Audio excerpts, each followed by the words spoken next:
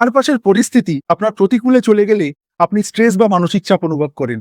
এই অবস্থায় আমি যদি আপনাকে এখন মানসিক চাপ কমানোর জন্য 10টা টিপস দিই, সেটা কি আপনার কাজে আসবে? একদমই না। কারণ এই স্ট্রেস বহু বছর ধরে আপনার মাইন্ডে প্রোগ্রামড হয়ে আছে। আর এই প্রোগ্রামড মাইন্ডকে চেঞ্জ করার জন্য আপনাকে স্ট্রেসের ফর্মুলাটা জানতে হবে। স্ট্রেসের আবার ফর্মুলা? আমরা তো জানি স্ট্রেস মানে হচ্ছে প্রেশার। না, স্ট্রেস মানে হচ্ছে প্রেশার ডিভাইডেড বাই রেজিলিয়েন্স। কিন্তু দৈনন্দিন জীবনে আমরা ভাবি স্ট্রেস ইকুয়ালস টু প্রেশার।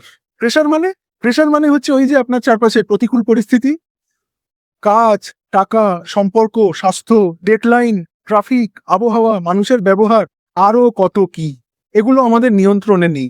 কিন্তু রেজিলিয়েন্স মানে হচ্ছে আমাদের সহনশীলতা, আমাদের ইনার স্ট্রেংথ, আমাদের চিন্তা, অনুভূতি, কথা, আচরণ এবং প্রতিক্রিয়া।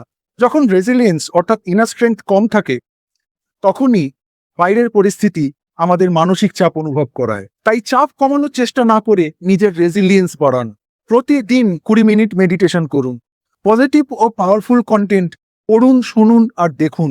গসিপ, আর্গুমেন্ট, কনফ্লিক্ট আর জাজমেন্ট দেওয়া থেকে সব সময় দূরে থাকুন। মানুষ যেমন ঠিক তেমন ভাবে তাকে গ্রহণ করতে শিখুন।